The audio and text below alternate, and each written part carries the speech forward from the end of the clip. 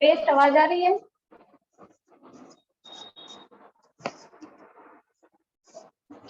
Mic on करो test. Yes ma'am आ रही। Good afternoon ma'am. Good afternoon class. Ma'am पहले मैं हाँ बताओ क्या क्या रिड्यूस हुआ है, क्या क्या आने वाला है पेपर में। बताओ, तुम्हें पता है? हाँ मैम, मैं डाउनलोड करके सब कुछ एक नोट में बना चुका हूँ। वही आपने तो उसमें तो कुछ चैप्टर ज्यादा ही पढ़ा दिए थे ना। अच्छा, हमने ज्यादा पढ़ा दिया है। हाँ हाँ, आपने उसमें तो कुछ ज्यादा ही पढ़ा दिया, जो नहीं आने वाले थे वो ही पढ़ा दिया आपने ना। आप क्या करोगे? मैम कृतिका से टर्म 2 टर्म में डिवाइड हो चुका है, टर्म 1 टर्म 2। हम्म। जो तो टर्म उसमें क्या 1 में क्या है? तो मैम जो टर्म में 1 में आने वाला है वो है हमारा सूरदास, जो आपने पढ़ा दिया है। ये कृतिका नहीं है, ये क्षितिज की बात होगी। कृतिका कहाँ है? हाँ मैम। कृतिका में तो कौन चैप्टर है? हाँ बोलो फिर। हाँ मैम। हाँ, सूरदास, तुलसीदास ये टर्म और गद्य फर्स्ट में खंड। आएगा। हाँ मैम, और गद्य खंड से श्याम प्रकाश और राम वृक्ष बेनीपुरी जी का, ये बाल गोविंद भगत वाला, नेताजी का चश्मा, ये दोनों आएंगे। सुनो सुनो, जैसे पहले आप लोग जब पढ़ते थे तो होता था ना, first term, second term, half एडी यस और मैम। फाइनल। तो आपका क्या था, दो दो चैप्टर आता था, इसी तरह होती थी ना पढ़ाई।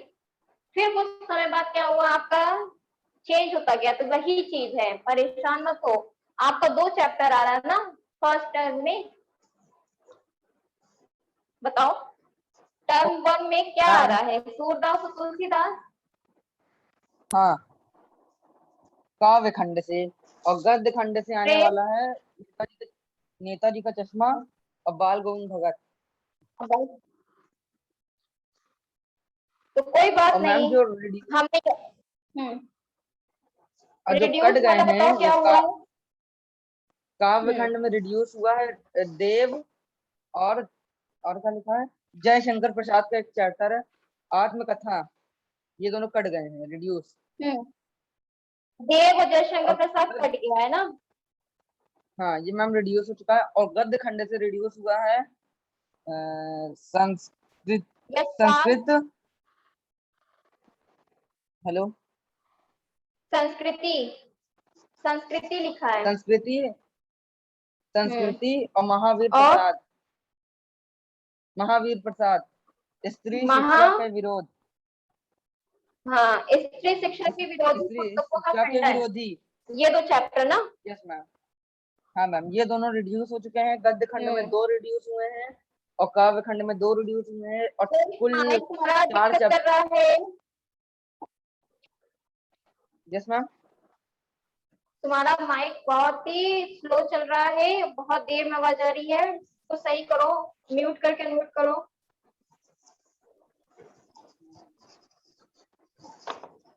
हुआ? और मैम कृतिका से कुछ नहीं आने वाला है। चलो ठीक है, देख लेंगे। तो इसका मतलब हमने इसमें जो देव और जयशंकर प्रसाद को पढ़ाया नहीं था। देव वाला पढ़ाए थे, कोई बात नहीं। और इधर क्या पढ़ाए थे, इधर का तो सही है। यशपाल पढ़ाए थे और सर्वेश्वर दयाल सक्सेना, ये पढ़ाए थे ना। हाँ मैम, ये टर्म 2 में आएगा। बोलो। यस मैम, ये दोनों टर्म 2 चलो में तो आएगा। कोई बात नहीं। हम्म। और तो कोई मैम बात। और कृतिका से ग्रामर ऊपर में कुछ नहीं। जो व्याकरण का यस मैम। मैम व्याकरण का वन। बताओ, उसमें क्या आ रहा है? यस मैम, हम बता रहे हैं।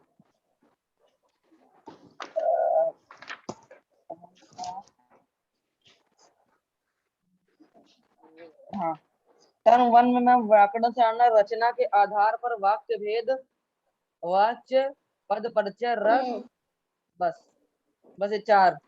और ये बस यही ये तो आने वाला पढ़ाई दिया गया है आपको। तो इतना पढ़ा भी दिया गया है कि इसमें बाकी है कुछ? है। मैम इतना आपने पढ़ा दिया बोलो है मैम, एक बार फिर से रिवाइज कर लेंगे। Yes ma'am. इतना पढ़ा दिया गया है ना। यस। Yes ma'am. मैम। तुम कुछ नहीं बोल रहे हो। मैम। मैम हाँ मैम बोलो। मुझे कुछ समझ में नहीं आ रही क्या बोल रहा है। ये बताया क्या बोल रहा है, जो चैप्टर आपके रिड्यूस हुए हैं, जो चैप्टर हट गए हैं आपके उसके कोर्स से, वो ये बता रहा है कि हमारे कोर्स में जो Yes, ma'am. चैप्टर नहीं आएगा वो बता रहा है। यही बता रहे हो ना श्रेष्ठ? Yes ma'am. और अच्छा ये बताओ, जैसे कि टर्म फर्स्ट में ये नहीं आ रहा है, क्या टर्म सेकंड थर्ड हाँ। फोर्थ में आएगा कि नहीं आएगा? ये आएगा ही नहीं, ये बताओ पहले। मैम श्रेष्ठ को कैसे पता मैम रिड्यूस हो गया चैप्टर? वो नेट पे देखा अरे होगा ना। आ चुका है, हाँ नेट पे आ चुका है, सारे श्रेष्ठ, यूट्यूब वाले बना चुके हैं मैम। आप यस मैम। श्रेष्ठ, हम ये कह रहे हैं मैम कि टर्म फर्स्ट से ही हटा है, क्या टर्म सेकंड थर्ड में आ रहा है? ये बताओ पहले। मैम मैम क्या कह रही हैं, टर्म 1 से? तुमने कहा टर्म जो 1 वाला है, फर्स्ट टर्म से जो है ये हाँ मैम। चैप्टर हट है, लेकिन तुम क्या ये हाँ बताओगे कि ये सेकंड टर्म और थर्ड टर्म में आ रहा है कि नहीं आ रहा, कि ये चैप्टर पूरे हट ही गए हैं? मैम एक्सक्यूज मैम मी। जो मैम जो हट नहीं गए वो समझे? अब नहीं आने वाले। मैं समझ हाँ गया, यही जो बोल आप रहा कह हूँ। रही हैं ना, समझ गए जो ना? टर्म 1 में हट। हाँ हाँ मैम आप देख लीजिए, रुकिए मैम मैं आपको दिखाता हूँ। मैम बोलो। मैम मैम ये क्षितिज में देखिए, मैम क्या क्या मैम क्षितिज में बता दीजिए मैम कौन कौन सा चैप्टर आएगा? मैम आप देख लीजिए अपने से, जो क्षितिज में टर्म 1 में आप जो आने वाले हैं। नहीं तो फिर गलत कह रहे हो श्रेष्ठ, तुम गलत कह रहे हो। ये चीज तुमको बोलना चाहिए कि ये चैप्टर हट गया है, ये मत बोलो कि फर्स्ट टर्म से ही हटा है। कभी कभी ऐसा होता है कि हाँ फर्स्ट टर्म में ना पूछ के आपके सेकंड टर्म में पूछता है, तो तुम ये मत बोलो Yes, हाँ कि ये ma'am. मैम फर्स्ट पर टर्म से हटा है, तुमको ये बोलना है चैप्टर हट गए हैं। ठीक है, समझ रहे हो? हाँ मैम Yes, ma'am. मैम देव और ये जयशंकर प्रसाद का हट गया है, और ये महावीर प्रसाद वाला भी हट गया है, और ये संस्कृति वाला भी हट गया है। ये दोनों नहीं हम आने समझ वाले, ना गए हैं, टर्म 1 हम ना टर्म समझ 2। गए हैं, लेकिन ये चीज किसी में नहीं आएगा ना, किसी भी टर्म में नहीं आएगा ना, ये हाँ पूछ रहे हैं मैम। हम तुमसे। हाँ मैम ये क्षितिज बोलो में अब बता ये दीजिए मैम। और मैम ये क्षितिज में देखो, कृतिका में ये है। लास्ट के दो, हाँ लास्ट लास्ट के के 2 पूरे कट गए हैं। ठीक है, समझ गए। लो मैम ये आप बताइए मैम। हम बता रहे हैं।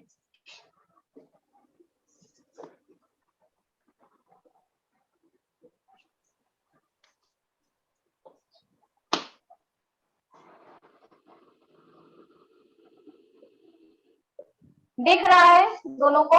Yes ma'am, yes ma'am. जो हट गए हैं चैप्टर उसके नाम हम लिख रहे हैं, ठीक है? देव। मैम जो फर्स्ट टर्म से हट गए हैं। फर्स्ट टर्म मत बोलो, अगर ये बोलोगे तो तुम लोग कंफ्यूज हो जाओगे। जो चैप्टर बिल्कुल हट गए हैं उसकी बात की जा रही है यहाँ पर। क्यों? मैम मेरे में टिक लगा हुआ है, मैम मेरे में टिक लगा हुआ है। Yes ma'am. यही मैम चीज ना मैम कि ये चैप्टर, हाँ ये मैम चैप्टर बिल्कुल हट गया ना। मैम नागार्जुन भी है मैम, वो भी हट गया है।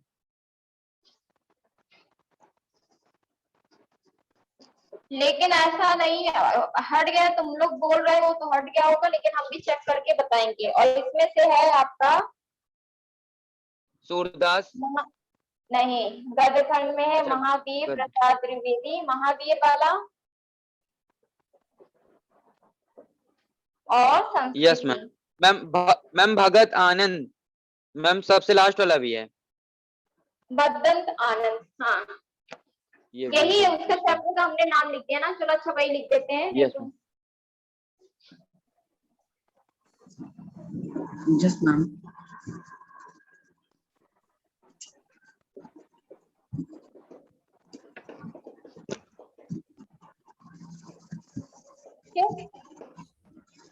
Yes ma'am. तो अब क्या करना है कि जो अभी इन दो चैप्टर को नहीं पढ़ाएंगे, देव वाला तुमने पढ़ा दिया, कोई बात नहीं, कोई चीज खराब नहीं जाती है, वो आपके लाइफ के लिए आगे काम देगी, ठीक है? अब है आपका फिफ्थ चैप्टर, फिफ्थ पे आए। क्यों? Yes Suryakant ma'am. त्रिपाठी निराला इस पर आए, सूर्यकांत त्रिपाठी निराला पर आए। त्रिपाठी निराला। Yes ma'am. इनके बारे में पढ़ते हैं, ठीक है? मैम और कृतिका में बता दीजिए मैम कितना आएगा मैम, कौन कौन सा? स्टार्टिंग का first second third. Ma'am chapter? Ma'am हाँ हाँ चैप्टर। मैम स्टार्टिंग का फर्स्ट सेकंड थर्ड सिर्फ टर्म 2 में आएगा, टर्म 1 में नहीं आने वाला है अभी। और टर्म फर्स्ट में क्या आएगा?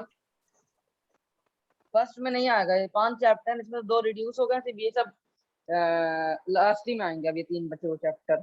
मैम फोर्थ और फिफ्थ वाला मैम रिड्यूस हो गया है मैम, बस 3 तो बचे हैं, फर्स्ट सेकंड थर्ड। हाँ तो उसी को पढ़ना हाँ चाहिए। मैम, ये सिर्फ फाइनल में आएंगे टर्म 2 में, क्योंकि मैम ये जो टर्म 1 हो रहा है ना टेक वाइज होगा, एमसीक्यू बेस्ड पे होगा। हाँ समझ रहे हैं। तो मैम तीनों पढ़ना पड़ेगा आपकी मैम, जो अभी पेपर होने वाला है इसका? हाँ आपको पता चल जाएगा अभी बाद में, ठीक है, इसके लिए ज्यादा परेशान मत हो, ठीक है। Yes ma'am.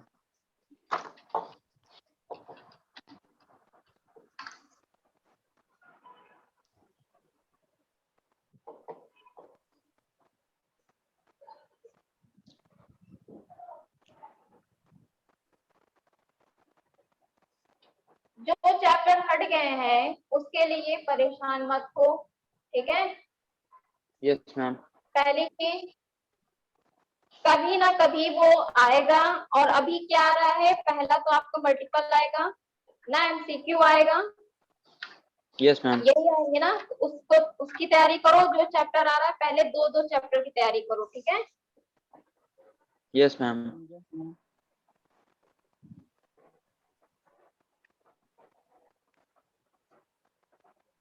मैम आपके के पेपर में मैम सिर्फ 2 चैप्टर आएंगे शुरुआत के?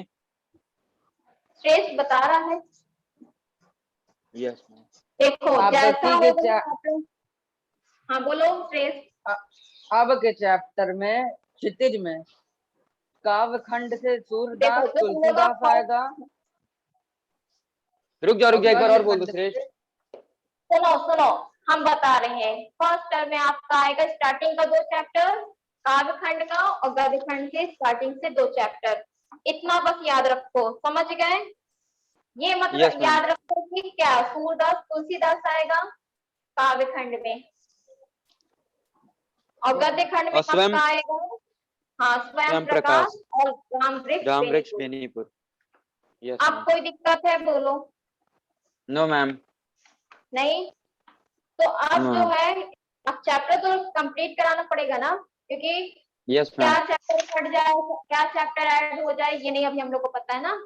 तो हम लोग का 5th चैप्टर है सूर्यकांत त्रिपाठी निराला। 5th क्यों, 3rd को, क्योंकि 2 चैप्टर तो हट गया आपका ना। Yes ma'am. मैम सूर्यकांत निराला टर्म 2 से आने वाला है, टर्म 2 में आएगा। हाँ पढ़ लो, यस मैम। रहे ना रहे, ऐसा भी तो होता है ना। Yes ma'am.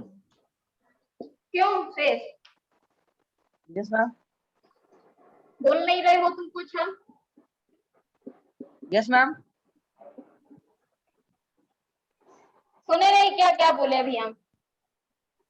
हाँ मैम आप सही बोल रही हैं। क्या बोल रहे थे जो सही बोल रहे हैं, तुम बोल रही है। हाँ मैं बोला ना, हम रहे हैं ना रहे, पढ़ लो अभी। हाँ बिल्कुल सही सुने। ठीक चलो, तो पहले इसका जीवन परिचय जो है हम बता दे रहे हैं। जो सूर्यकांत त्रिपाठी निराला है, इनको हिंदी का महान कवि भी बोला जाता है, ठीक है, निराला जी को। इनका जन्म जो था वो बंगाल के कहा महिषादल में सन 1899 में हुआ था। इनका जन्म कब हुआ था? 1899 में। 1800 कहाँ पर? बंगाल जी, में। बंगाल के, बंगाल में, गाड़ेकोला बंगाल के जिला, महिषादल। महिषादल। ठीक,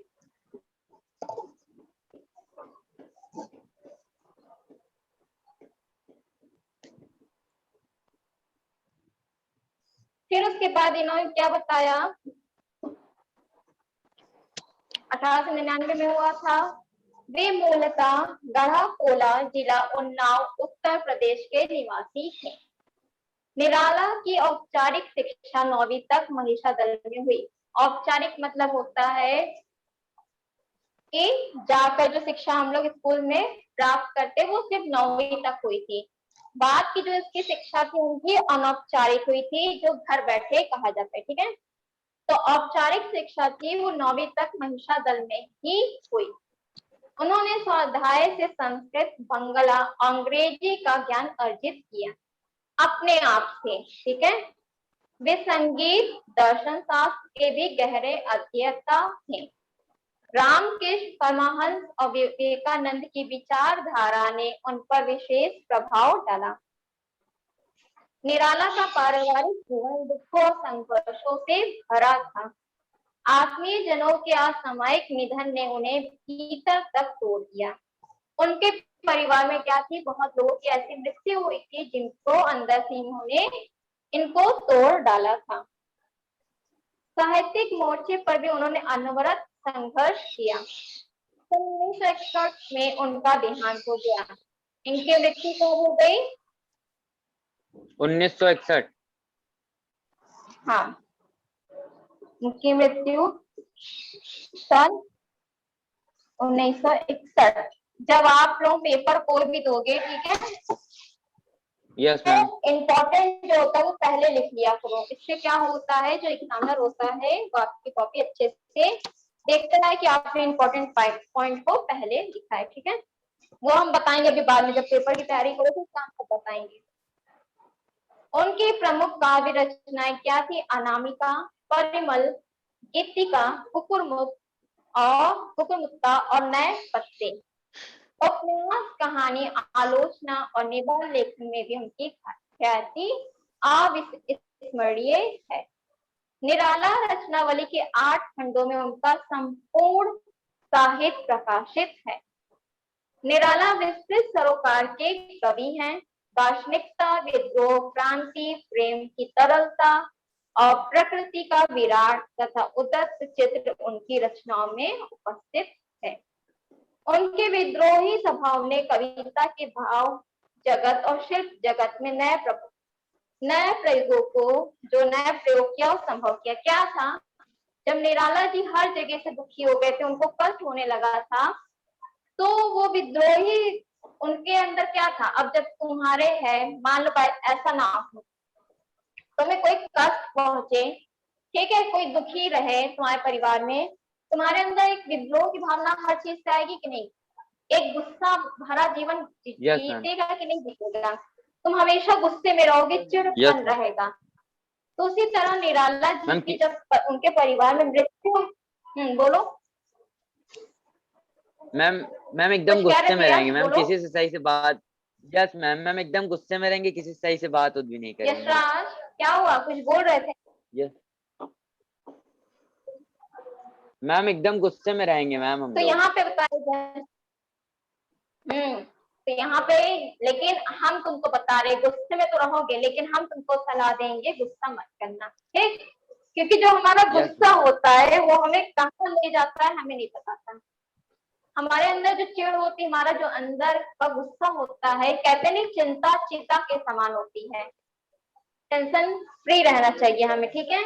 आज क्या हो रहा है, कल क्या होगा, मैं इसके बारे में नहीं सोचना चाहिए। हमारा जो आज है उसको अच्छे से एंजॉय करना चाहिए, ठीक? जो मैम जो होगा देखा जाएगा, जो होगा देखा जाएगा। तुम भी यहाँ, हम भी यहाँ देखते हैं, ठीक है। यही तो बोले ना, अभी पढ़ लो, कल के क्या पता हम रहे ना रहे, ठीक? तो यही बताया जा रहा है कि इनका क्या, चलो अच्छा, उनके विद्रोही स्वभाव। अब वो हर चीज से विद्रोह मतलब होता है उसका विरोध, हर चीज का विरोध करने लगे। और उस अब विद्रोह जैसे होता है, तुम लोग का थोड़ा सा अलग ले जाते हैं कि फ्रेंड्स, मान लो फ्रेंड समझ लो, जब दुखी होता है या किसी को कष्ट पहुंचाता, तो या तो हम उसे थॉट के माध्यम से या शायरी के माध्यम से हम लोग बोलते हैं कि नहीं बोलते हैं? या अपने व्हाट्सएप पे क्या करते हैं, Yes, ma'am. स्टेटस लगा लेते हैं, करते हैं ना, उसको बताने के लिए कि हम तुमसे गुस्सा है, हम तुमसे नाराज हैं। और देखो, तो हम लोग क्या करते हैं, स्टेटस के माध्यम से बताते हैं। अगर हम हैप्पी हैं, खुश हैं, तो क्या करते हैं, अच्छा वाला स्टेटस लगाते हैं। हम दुखी हैं तो मैम क्या ब्लॉक ब्लॉक करते कर हैं, देते हैं मैम। मैम दोषी हैं तो अरिजीत सिंह का गाना लगा ब्लॉक। देते हैं। मैम सीधा ब्लॉक राइट, मारते हैं मैम हम लोग। अच्छा ब्लॉक कर देते हो। तो कुछ अब तुम्हारे जैसे नहीं, कुछ तेज जैसे होंगे, वो क्या करेंगे, वो अरिजीत सिंह का गाना लगा देते हैं, ठीक है, दुख भरा गाना लगा देते हैं। हम लोग इस तरह से अपना गुस्सा निकालते हैं, Yes, ma'am. अपनी इस तरह से नाराजगी निकालते ना। जो ये निराला जी थे, Yes, ma'am. अब अपना जो विद्रोह इनके अंदर भर गया था, विरोध की भावना थी, अब कहाँ निकालते हैं। कहते नहीं कि जब तक गुस्सा किसी के ऊपर निकालो नहीं, शांत नहीं होता है। हम लोग Yes, क्या ma'am. करते हैं, किसी को ऊपर भी निकाल देते, तुम हो अपने मम्मी पापा को थोड़ा सा डांट दिए, कहेंगे बेटा तू खाना खा लो, तो तुम गुस्सा करने लगे। तो हम लोग क्या करते हैं, उस टाइम गुस्सा किसी के ऊपर जरूर निकालते, चाहे छोटा भाई बहन हो, चाहे कोई भी हो। तो इनके मैम अपने अंदर भी छोटे ये भाई को पीट डालता हूँ। पीट डालते, हम तुमको पीट डालेंगे। तो क्या था ये चीज, क्या तो ये सोच रहे थे कहाँ निकालें अपनी चीजों को, जो विरोध की भावना है। तो इन्होंने क्या किया, इन्होंने तब से रचनाएं करने लगी, और क्या किया, भाव जगत और शिल्प जगत में नए प्रयोगों का संभव किया। छायावादी रचनाकारों में उन्होंने सबसे पहले मुक्त छंद का प्रयोग किया। शोषित, उपेक्षित, पीड़ित, मैम प्रताड़ित जन के प्रति, हाँ मैम मुक्त बोलो। छंद मतलब? मुक्त छंद मतलब, छंद क्या है, खुले शब्दों में, या कह लो छंद क्या होता है हमारा, जो आपको बताए थे, जो होता है आपका चौपाई, होता है कि नहीं, दोहा, चौपाई, सोठा, हाँ छंद, मैम, यस मैम, वही हाँ हाँ। छंद की बात की जा रही है। मुक्त छंद में इन्होंने क्या किया, इन्होंने अपनी बात प्रयोग को किया। कह डाली, ठीक है। Yes ma'am. मतलब कि आप क्या करोगे कि उस बात को हम डायरेक्ट, हम लोग वही चीज तो समझाए ना कि हम लोग स्टेटस लगाते हैं, हम अब उससे नहीं डायरेक्ट कह पा रहे हैं कि हम तुमसे गुस्सा हैं ना, हम लोग स्टेटस Yes, के ma'am. माध्यम से बताते हैं कि हम तुमसे गुस्सा है, और वो समझ जाता है।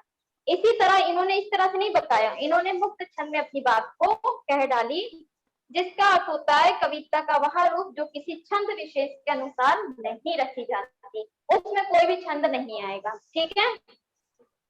Yes ma'am. तो यही होता है मुक्त छंद,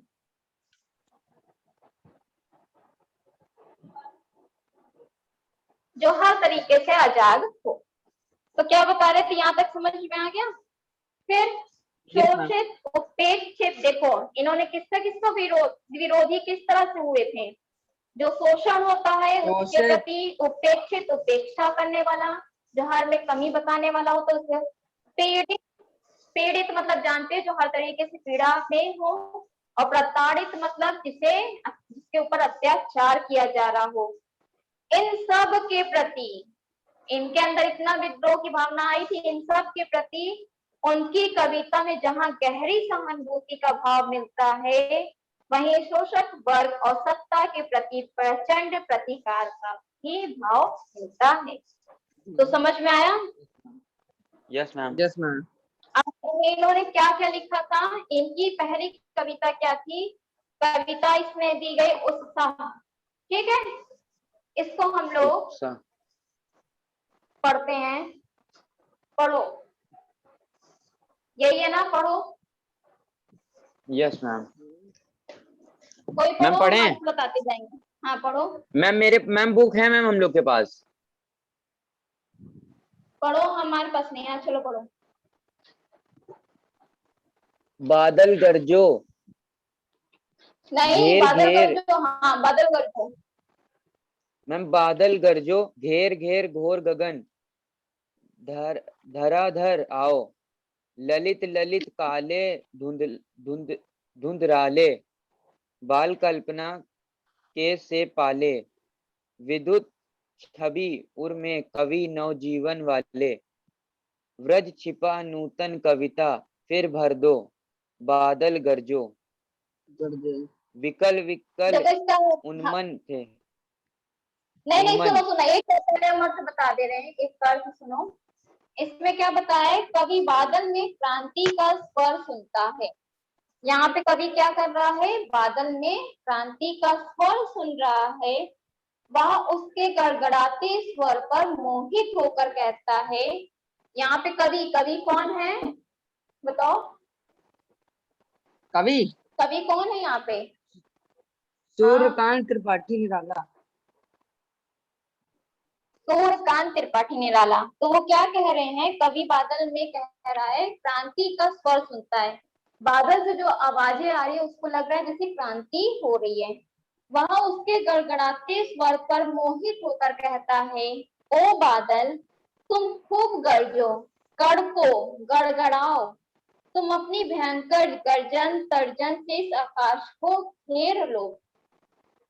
तुम्हारे केश कितने सुंदर काले और घुंघरैले हैं, ये कल्पना के विस्तार के समान घने हैं।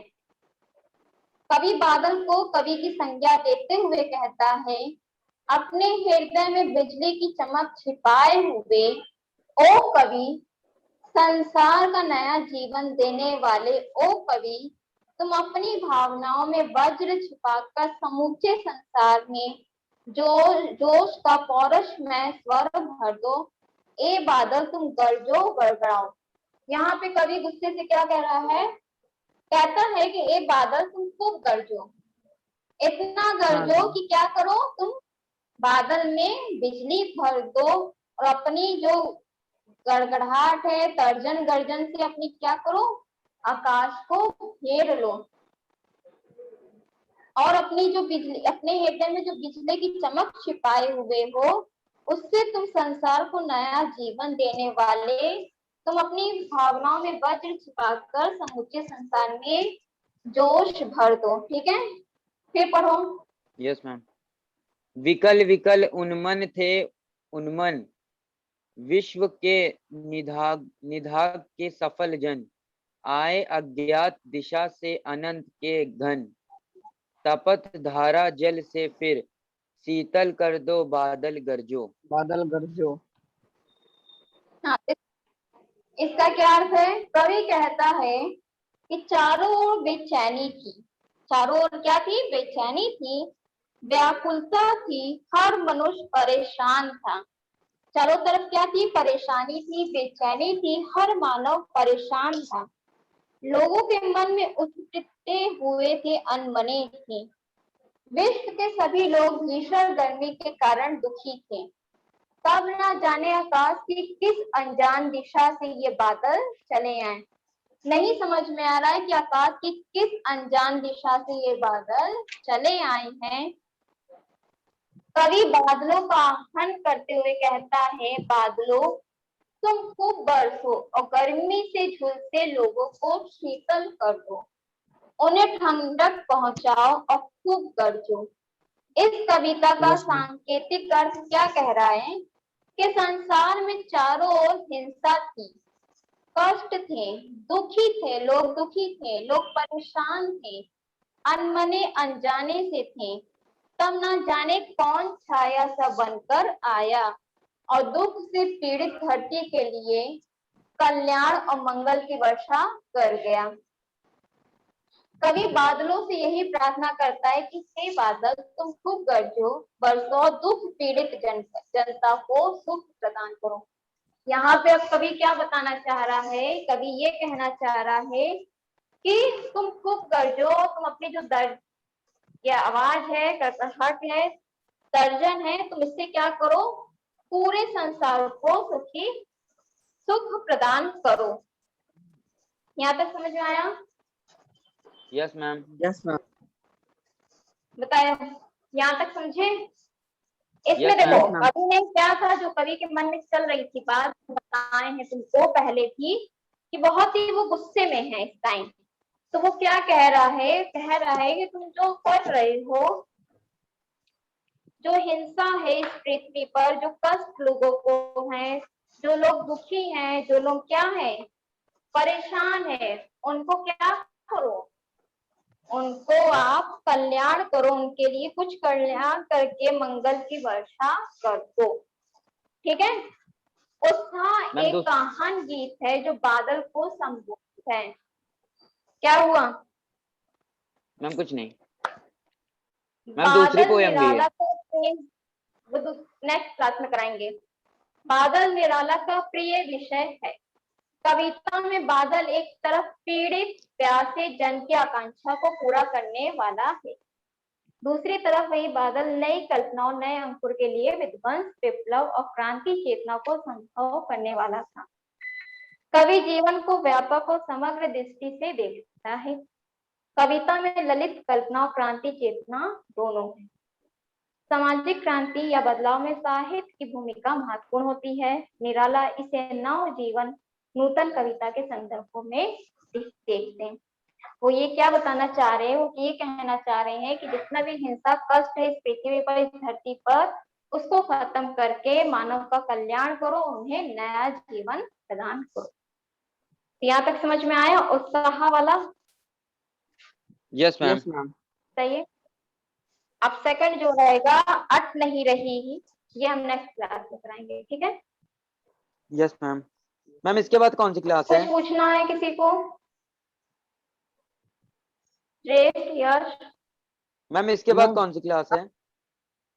बोलो। मैम इसके बाद बोलो। कौन सी क्लास है? मैम इसके बाद कौन सी क्लास है? नहीं, ये बात समझ में आ रही। पेज नंबर है आपका 32। मैम इसके बाद कौन सी क्लास है मैम? ठीक है। इस श्रेष्ठ, यस मैम। आवाज हेलो। आ रही है? श्रेष्ठ, यस इसका मैम, आ तुम लोग रही है। जीवन परिचय लिख लेना और कविता, ठीक है? संदर्भ प्रसंग मैम व्याख्या मैम नेक्स्ट क्लास में। Ma'am hello ma'am ma'am ma'am बोलो क्या कह रहे हो श्रेष्ठ? मैम इसके बाद कौन सी क्लास है मैम? इंग्लिश की होगी आपकी सेकंड क्लास, यस मैम। ठीक है? चलिए, good afternoon thank you ma'am. Thank class, you ma'am. Good afternoon.